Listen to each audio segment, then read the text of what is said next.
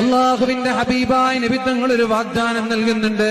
പരിശുദ്ധമായ ഖുർആനിലെ സൂറത്തുൽ ഇഖ്ലാസ് 3 തവണ ഓതുന്നവർ, പരിശുദ്ധമായ ഖുർആനിലെ മുഅവ്വിദത്തൈനി അഥവാ ഖുൽ അഊദു ബിറബ്ബിൽ ഫലഖ്, ഖുൽ അഊദു ബിറബ്ബിൻ നാസ് രാത്രി കിടന്നുറങ്ങുന്ന സമയത്ത് ഒന്ന് കയ്യിലേക്ക് ഊതി ശരീരമാ സകലം തടവുന്ന ഒരാൾക്ക് ഇതുപോലെയുള്ള മാരകമായ ഒരസുഖവും ഉണ്ടാവൂല എന്ന് പരിശുദ്ധ റസൂലുള്ളാഹ്.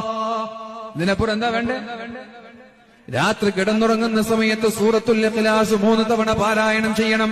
ഖുൽ ഹുവല്ലാഹു അഹദ് അല്ലാഹുസ് സമദ് ലം യലിദ് വലം യൂലദ് വലം യകുൽ ലഹു കുഫുവൻ അഹദ് 3 തവണ. ഖുൽ അഊദു ബിറബ്ബിൽ ഫലഖ് 1 തവണ. ഖുൽ അഊദു ബിറബ്ബിൻ നാസ് 1 തവണ.